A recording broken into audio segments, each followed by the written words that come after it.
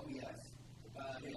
In the title, it says downtown even permit discussion. Thank you. I missed that. We should get a good minutes keeper. Okay. Anything else? Okay. I'll make a motion to approve the minutes from March 24th with the noted change. Okay. Motion second for discussion. All those in favor show the usual sign. It is unanimous. We're going to move. Oh, I'm sorry. We're going to open up a public comment. Anybody from the public would like to say anything? Okay. We'll keep moving. We're going to bump the fuel pump removal and replacement quotes to the end of the meeting. Next up is the downtown event permit discussion. I've been thinking a lot about this. Been, talking with Leslie, talking with Gary. I've talked a little bit with Tom as well. Also spoke with Nikki, and we talked to Joanne, and I feel like there's a lot more people who need to be a part of the conversation. And here we are, 2 weeks or so from First Friday, and I just feel like we're in a place where we probably need to put that discussion on ice, where if things will effectively, that will actually create kind of a schedule of some sort that will actually take effect between 27 rather than now. I feel like at this point, vendors are being lined up, and fees have already been decided by nonprofits, and while I think it's really important that we undertake this, I just don't want to rush it purely because festival season is here. And there's been a lot of conversation, and I know that there's some really strong opinions, even on the council, about this. I just don't feel content of where we landed yet. And so what I'd really like to do, this is what I told Gary and Leslie earlier today. I did talk to Leslie, and she is, I think, where I am, which is the how we're going to do this and all that kind of good stuff. I think what I'd like to do, though, is instead of dictating to everybody like this is what you shall do, I really would like to make them more of the conversation, be a part of the conversation so we can find kind of common solutions on how we can move forward with both the cost of the taxpayer and also the public safety component, but the practicality for a nonprofit, for those events that happen downtown. I know that I don't want to put the kids out here, but Nikki and I were talking this morning a little bit, and obviously the nonprofits that come to First Friday, there's not a fee that they pay because it's hard for them to pay to be there, right? And then even then, the vendors that are selling something, let's say that are for profit, they're already paying a fee to be part of that, and we can make decisions on whether or not they're paying too much or too little, but at the end of the day, it creates challenges. And so I have to recognize that. I also want to make sure that some of those other event coordinators that they can be a part of the conversation as well. So I don't know your thoughts and opinions on that. I'm just not settled on this issue, and I don't want to rush it just purely because we're a festival season. My past, I have friends and festivals and organizations that happen, and you start having all those costs, they go through the roof, and it's like, yeah. there's no way to plan for the additional costs, and I'm all for public safety,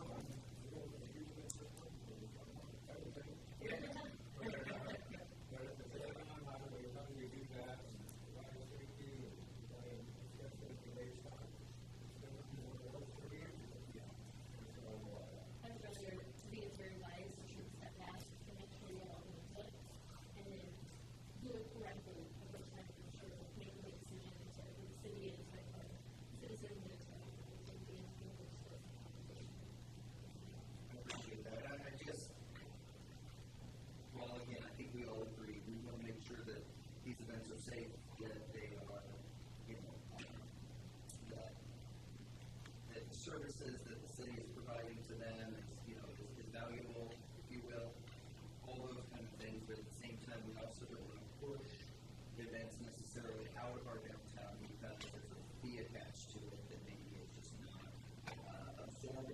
able to be absorbed by the nonprofit. So I guess I'll just say, and Gary, I don't know you and Tom or whatever, I really feel like we need to step back and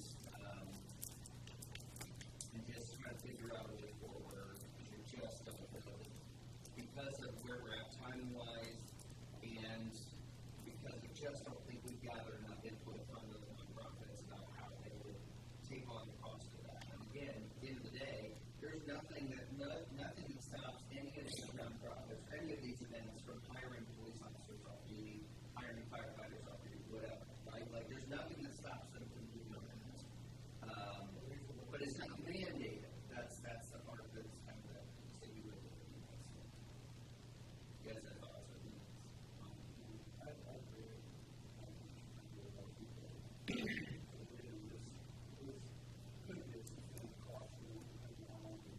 Sure. Well, I think, again, let's say if it's, Old Settlers, for instance, right? So they're here for what, 5 days? 5 days. If let's say they have that 500 plus, and let's say there's 2 police officers or whatever, that's $130 per hour, and that's a lot of hours, that's a lot of additional costs. I'm not saying Old Settlers doesn't have money for that, but what I am saying is that they probably, since they are now basically 2 months away, give or take from the event, they're probably not planning to have that kind of cost in there, right? I know that First Fridays probably wasn't planning to have those costs in for this year, right? And we're going to go here in 2 weeks, so yes, go ahead. The only thing I had was in looking up Councilman Radowski asked us to research barricades. Yep. And you start looking up concrete barricades, about every major organization for safety recommends them and has how they should be set up. That might be one of the things I would really kind of press council board of works both take into consideration. And Toby and I and the guys have been out, we've been doing a lot of figuring out how to maneuver, because a lot of it is based upon maneuvering your largest piece of emergency equipment through them. That would be the one thing I would think that maybe we could take into consideration if you are open to that. Let us at least make a presentation on those barricade placements and how they're supposed to be put in. I think that is a big deal, especially we have a track record of people that have actually went into some of those areas and got wrecks. So, just food for thought. How are they being picked up at night, delivered at 4 o'clock and being picked up at 9 o'clock? Yeah. Because that's the main concern downtown is business hours. Yeah. That's a good question. I mean, that's why I've kind of been like a little, I wouldn't say on the fence, but I've just been a little hesitant to jump into this because there's a part of me that says, yes, we were working on the special events part of the ordinance that gave this body the ability to say, yes, here's the fee schedule, or we're going to change the fee schedule, whatever it is. But I'm feeling very, very rushed to decide something. I don't think I have all the information for it. So I completely agree with you. And again, from that standpoint, the last thing we want is some yahoo to come streaming down Van Buren Street and, God forbid, go into one of our downtown events, right, and take out people. That's the last thing we want. And so it is that balance to trying to figure out this is the right thing for us right now. So I appreciate it.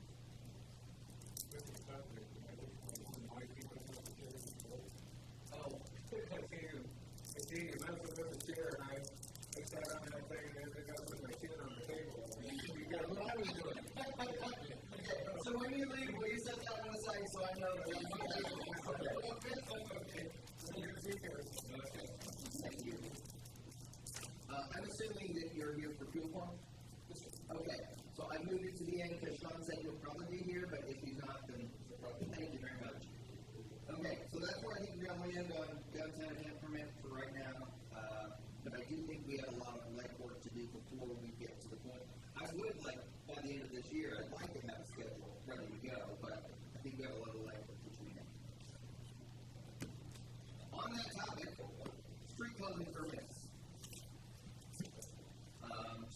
one is for First Fridays. Nikki, you want to come up and talk about what you got planned? I know I'm putting you on the spot. But you want to play what you guys have planned for First Fridays and what you're thinking so that maybe the public is watching or Works knows. Sure. Yeah, thank you. We are going to do 5 First Fridays, which is different this year than in years past. July is going to be a Thursday First Friday, and it's going to be Stars, Stripes, and Symphony. So that will be a little different, and I can talk about that in a second. But in May, we're doing Touch a Truck, and in June, we're doing a motorcycle show, like a car show where they park, not where they do stunts. Right. And then so July would be Stars, Stripes, and Symphony. We're inviting music acts in the spoken word to celebrate America 250, and we don't want to compete with the fireworks that are happening that night in Morses Park, so we just scooched it over. I think this is going to be a really exciting event, and I'm excited about that. In August, I think we're doing Carnival on the Square in August. September, we have our movie on the square, but I'm not really sure what our theme is. Game On is our theme, so we're going to have maybe a live arcade and some just games that you can play outside together, and October is going to be Fall in Love with Him. So Sally noted that the July date is not on the agenda. Will you be bringing a different request for that July Thursday event? Yes. Okay. It's not on there. We are working to get a stage, and we're talking with Principal Mullet, and he's coming up with a timeline that he'd like to request, but I don't know how long it takes to set up a stage because we don't usually have stages. So. Okay. Just wanted to make it. What was the date for? In July. That's It's the Thursday Stars, Stripes, and Symphony. What? It's called Stars, Stripes, and Symphony. We're not having a July 1st Friday. It's going to be on a Thursday. And so we're talking and getting maybe a stage together, but we have to finalize that with Principal Mullet to make sure that that's the stage that we're going to use and then go through the festivals. Okay, we might want to look into entertainment permits through the state. Ever since that situation happened in Indianapolis, stages are regulated, so it might be another permit process you have to go through. Okay, we did pull our event permit for our stage for First Fridays, and we're going to pull the second because it's not the same stage setup. Okay. Thank you. Making sure you're aware of it. Thank you. Any questions, Nick?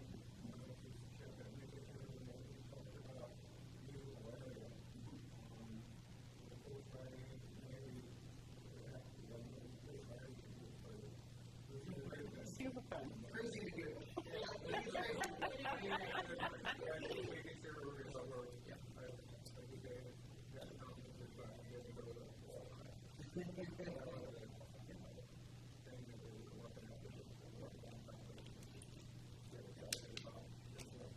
Yeah, so keeping it in the 3.5 block area, right? Correct. 100 block, 200 block of West Van Buren, half block of North Tennessee, and LeBlanc or something. Yep. Yep. So we did have some conversation. I'll make a motion that we accept the road closure for First Friday, May 1st, October 2nd, and October 2nd, 6:30, July. I will second that. Motion second, approved discussion. By the way, fantastic. That's very good. All those fair should be equal. It is unanimous. Thank you, Mayor. Appreciate it. Next up is a retroactive street closing permit, which was actually for the parking spaces in front of 207 Van Buren Street. I believe did you approve that one, Gary, while I was out, I think? So this was for move over to move some of their equipment out. Is that correct? So this already happened, but I'll make a motion. We retroactively approve the street closing permit as requested. Motion second. Further discussion. All those in favor show the usual sign. It is unanimous. Last, I think this is this. So this is actually happening now. The count one.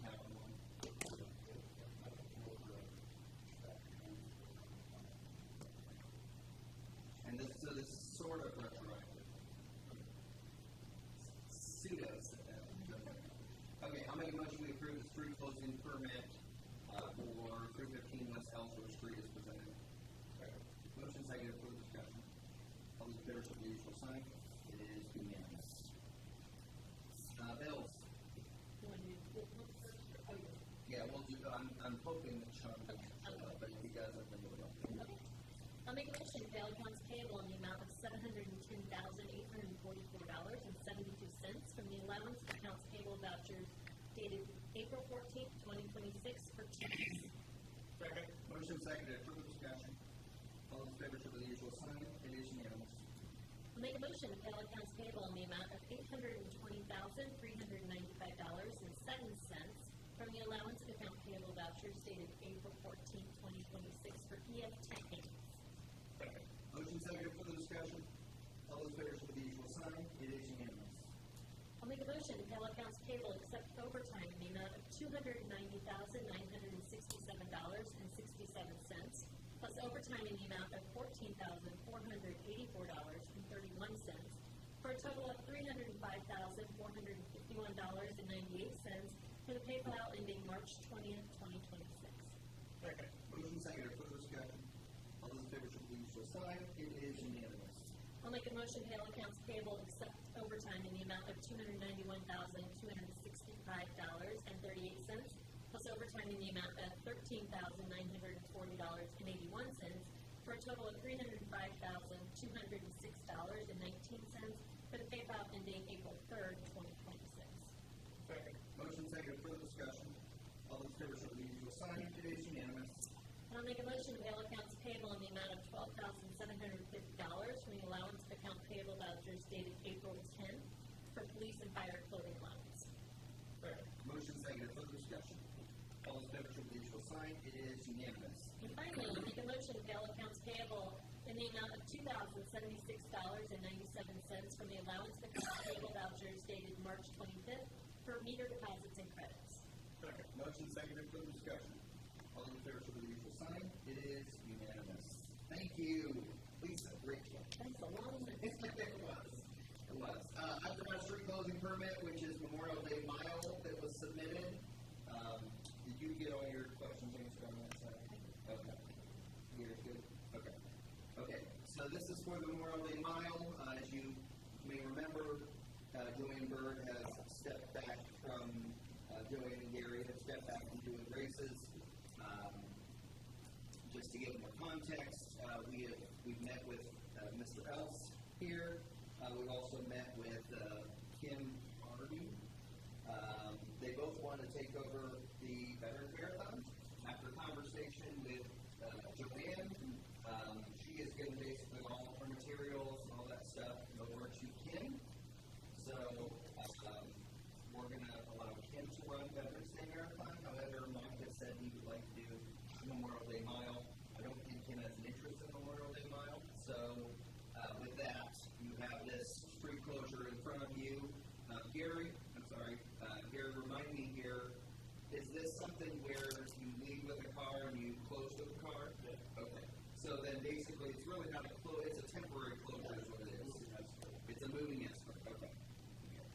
So any questions regarding that? No? I'll make a motion we approve the street closing permit for Memorial Day Mile as presented. I'll second. Motion seconded. Further discussion. All those in favor show the sign. It is unanimous. Anything else? Okay. Okay. We'll go to department reports. Department reports. Okay, last 2 weeks we've been flushing hydrants. I believe we will be done by Friday morning. Okay. Part of it is out at the school. Yeah. And that's where we're going to finish up, and we don't want to, last time we flushed hydrants out there, they lost water pressure. So we want to do, we'll come in Thursday night, and we'll be done Friday morning. And that means that you've gotten the whole city flushed. Okay. Okay. Now, when the kids go back to school, we plan on doing another good flush again this year, just to make sure we've got it. You mean next school year?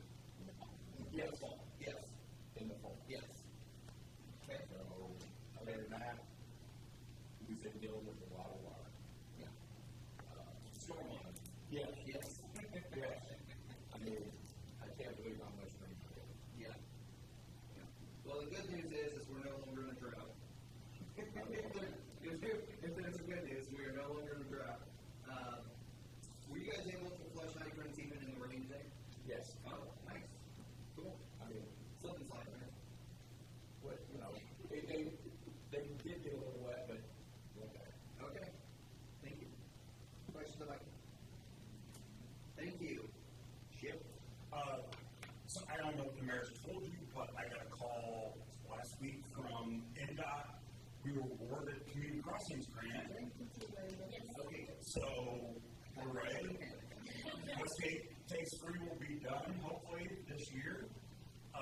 Today, redevelopment approved the RFP for the jail, so hopefully we'll be getting that liquidated off of our inventory. And if anybody's interested, we're doing a downtown cleanup. Twin City Connect is from 9 to 9:30 Saturday morning. Just a half hour. Just a half hour. Quick in and out. 9:30, 9 to 11, something. question, Chip? Thank you. Matt? We came in and shut the pumps off because we flooded down the park. The water was all the way up to the pavilion there at the old office. What pumps? Grinder pumps. Oh, grinder pumps, got it. So we're getting the fields back into shape for the baseball tournament that happens this weekend. Then we're working on getting the pool drained and getting it cleaned up because we have the guy that's going to retile. He's supposed to be coming in this week, but with the rain, I'm sure that's going to go away. I was going to say, it's hard to train it when it keeps coming from the sky.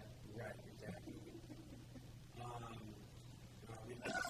lost an employee, so we're in the process of not only finding one, but we'll have to find two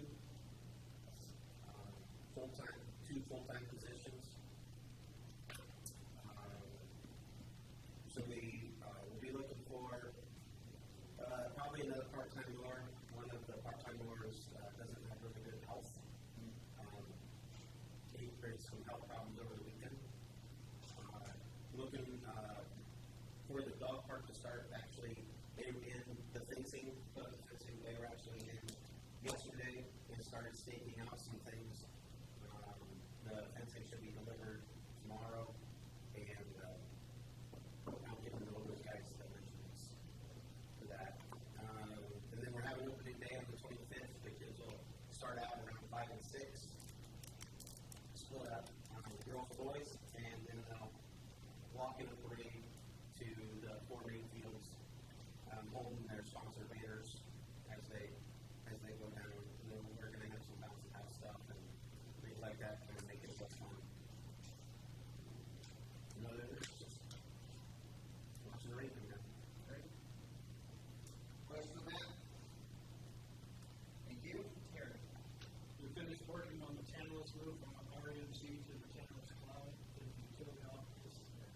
Also working with Sean and SOS to install door controllers and cell phone boosters to have this out. Working this week from the fire department SOS to install cabling and UAVs from the fire department. Install a cloud gateway, POA switch, and connect it to a switch that we should have behind the training. Question, Terry? Thank you. Mike? Railroad completed the belt press operation and we ran about 600,000 gallons through, which gives my staff plenty of room to lower the level below the decant line, so they were able to get one dog changed out so far. 3 more to go. We still have 2 of them on order waiting, but they've got one that they can replace in a bad one. If you get that pulled out, we have to hopefully the weather's not cooperating right now. So, but again, there's about one inside the building that's taking them.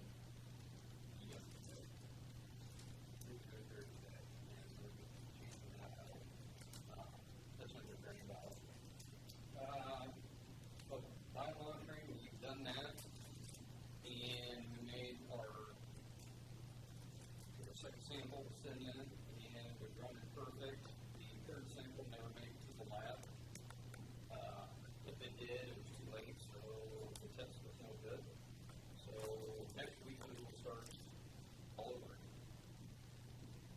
And we're doing different shipping up at this time. I'm going to say that was because the shipper, not because of anything we did. That's correct. They can give the shipper, and if we have a failure on this last method, then they will be delivered first by one of our staff. Other than that, day to day. Question, Mike? Thank you. Tom? I told you about the map that we came up with for barricades that we've been working on. 101 repairs have been done for the coolant and oil leaks. Thanks to Adam for getting that done. The breathing air compressor, we moved that out of the way and are prepared to receive the new breathing air compressor sometime this month yet. Hopefully that still holds true. We haven't heard any updates on whether it's still coming or not this month, so we'll see. 107 is still down in Indianapolis, waiting repair. We found out the 6-week lead time, and I really thought it was going to be expensive, but my colleagues have left a great deal of money being spent. So I'll just say one part of the two is $24,000 for that, and that's really not that expensive compared to them, so I'm not so bad. With that being said, in today's world, it is what it is. So, yeah, $24,000 quotes from the waterway is one part, not including. So, it's 6-week lead time, so I'm heading to Indianapolis on Thursday anyway for personal reasons with my wife and I. So I'm going to take Fritz Hamper down and drop him off to bring him home until they get permitted. So, yeah. That's like 3% of what Mike spends on stuff on this. Yeah. So that's I don't feel so bad. in perspective. Question of the time. Okay. Thanks, Tom. Here. Officer Grants and Officer Bedwell are currently in the solo phase of the training. So they've been progressing very well. They're being with FPO. Next time I know that it was once. So two officers will have on the road that helps out. Officer Garland, Officer Block, and Officer Gideon are in the academy. They're graduating on the 24th. Garland back in there with the deal and all that.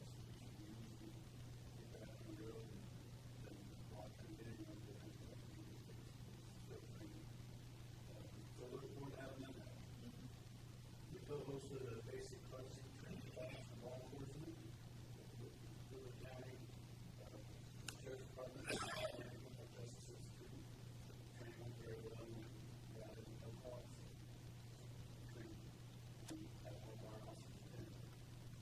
We hosted interns from the Dillon County Consolidated School, both in dispatch and police department, and with strong students participating in the training. So that even involved with it, and then this is telecommunication brief for dispatch. So that is another one of the dispatchers that got them.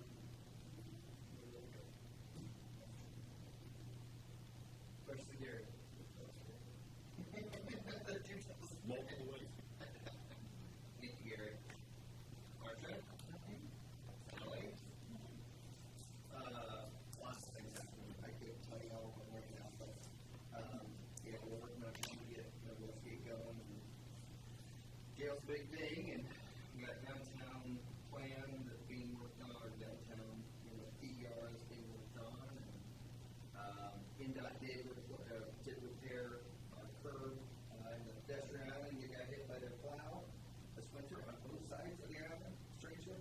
But I think, so they did patch it on Monday, but I think they are going to put up some kind of a pole or post or something so that their people know not to hit the pedestrian island. So that was nice. They got that fixed very quickly, actually.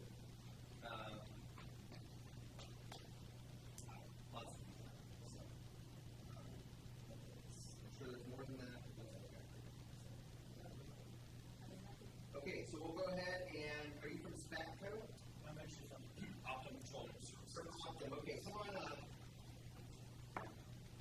So he's going to be here by now, but He gave me a call, said they rescheduled his daughter's senior night, so. yeah, he's going to take me to the wall upstairs.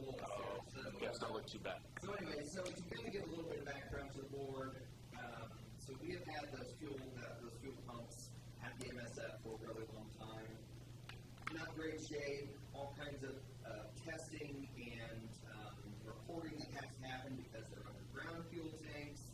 We worked out that deal with the county so that we're using theirs because that gives them more purchasing power, it gives us a lower rate, all kinds of really good things. Well, the time has come to remove the fuel system, the fuel pumps, if you will, out of the MSF, and also to much smaller system over at the Parks office. So with that, I'm going to turn it over to you to kind of talk about what the plan of action is. Yeah, thank you, Mayor.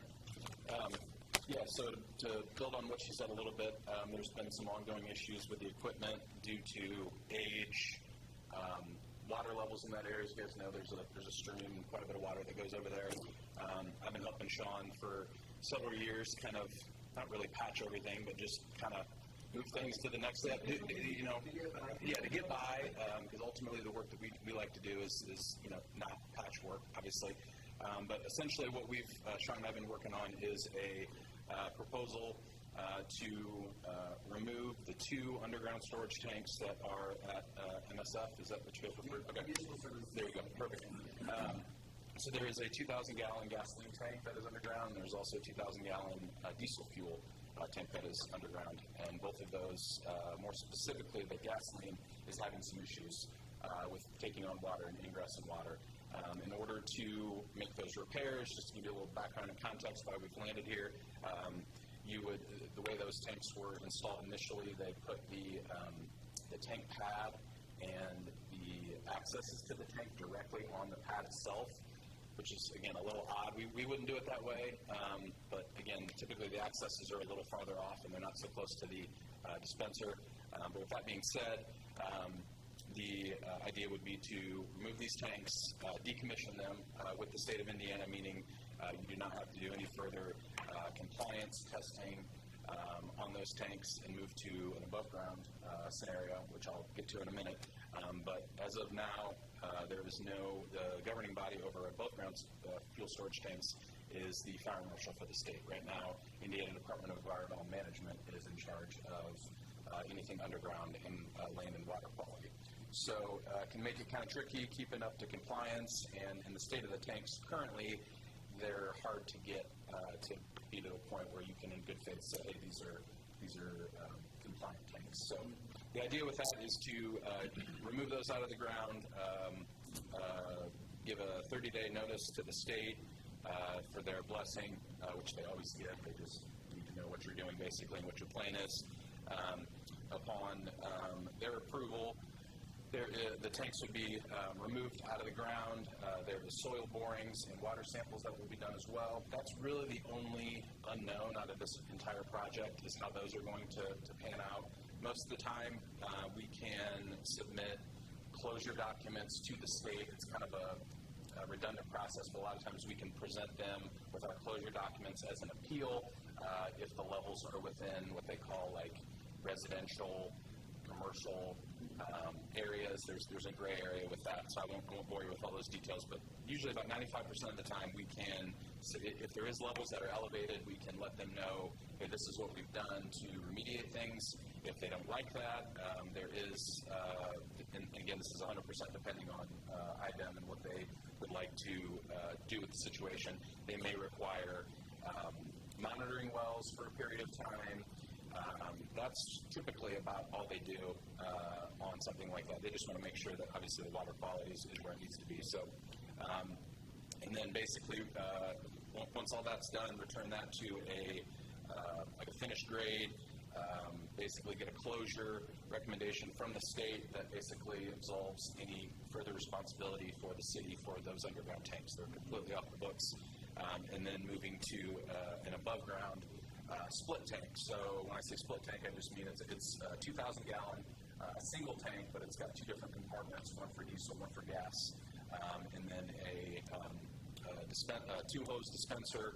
One will have ability to dispense gas, one will have ability to dispense diesel, then assortment of tank top hardware to be able to monitor tank levels, any kind of leaks in the tank, and that's the other thing. If there's ever a leak, which I've never saw a leak on an above-ground tank that I've dealt with in 13 years I've been doing this, but if there is some sort of leak, it goes into the second containment system within the tank, and then an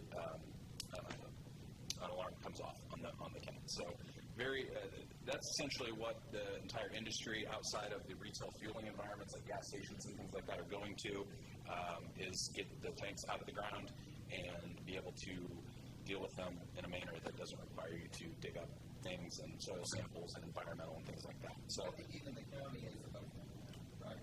Their system is above ground. That's one you're looking at a double wall with containment, and then you got secondary containment. So there's only a requirement for 2 areas of containment. So it's got the single wall, which holds the fuel, and then there's an interstitial outside tank that counts as a double wall. So there's no need for a concrete dike or anything like that. 2 walls of containment is all that's required for the above-ground tank. Yep. And then it's also, and as we're talking about specifications, that is what they call like a fire guard tank. So it also, not saying you're ever going to move it, but if you ever needed to move it, you could move it within 10 feet of a structure. Otherwise, if it wasn't rated for that, it would need to be 50, 100 feet, depending on what's going on. So this does give you some options as far as if that tank ever needed to move, you could put it next to a building, next to a structure. But again, the idea would be to have over at the park there, Sean kind of carved out a little area that the tanks could be, and then the other portion of it, the final portion of it is to put a kind of a drive or an approach up for vehicles that come up to be able to fuel and do what they need to do if there's any maintenance, which is pretty minimal.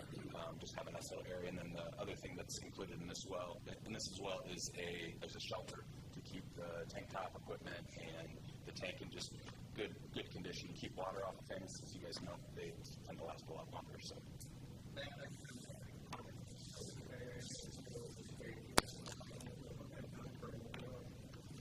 As far as so the first step is basically getting a 30-day notice to the state. We prepare a notice that goes to the state. They essentially have 30 days to respond back. And basically all they're looking for is to make sure all your tank fees are paid up. If there's nothing outside of your guys' any audits or anything like that, which again, you guys are all up to date as far as that goes, as far as I'm aware of. So typically once we get the go-ahead, from that 30-day, we can start that physical work for decommissioning. That doesn't take very long at all. It's typically the parts, the tank top equipment. It takes a little bit of time, but that is going to be done as a second phase, so to speak, after the initial. So once the approval takes place, we would order all of the equipment. So typically, again, it's hard to, as you talked about earlier, I kind of chuckled in today's new world as far as just lead times and expenses and things. We're thinking anywhere between like 6 to 10 weeks outside of anything of our control. Really, the big piece of equipment is the tank in this piece of it, and that comes from Ohio. So other than that, everything else is pretty much off-the-shelf tank top type equipment. So. No, thankfully, they've got some things since COVID. Everybody seemed to catch up a little bit, has a little bit more inventory these days. So. Your tank's down at the NSF, correct? You can make sure I get a copy. You're really never off the record because it's environmental studies and things like that. But they request from us any record of underground or above ground. Correct. You never really completely off the record for that. Right. Well, correct. I guess what I meant, sorry for misspoke, but as far as just off the record, as far as you having to provide compliance documentation to the state, which is what gets pretty expensive. So please make sure they're not removable permits, so I can put that in the file with the things, of course, to show that they were removed. Grab a card. Get your number. So, again, in general, and I actually, Matt, I would want to do if you mentioned Greenland, I know you and Sean have been working together on that. Obviously, there's a lot of small blowers, mowers, small little things that you will, different kinds of equipment, stuff that you use at the park. Yes. And obviously the other departments do as well, but that's the reason why we thought maybe it was best to have it there. Right. Also, for the mowers, since we have 3 mowers going all the time, and most of all stuff there is off the road. So that's why when we were talking about off-road diesel, house engines last longer than and then that's the same way with the gas. With it being ethanol free, it also helps for the 2-cycle like cut stalls and all that kind of stuff. The ethanol's really rough on all the plastic and other components. So anyways, I just want to make sure you all are aware of why we're doing what we're doing. Again, this has been a long time kind of process. The state just keeps getting more and more strict about those underground tanks. And rightfully so. I mean, when underground tanks leak, nobody knows about it, and then once the environmental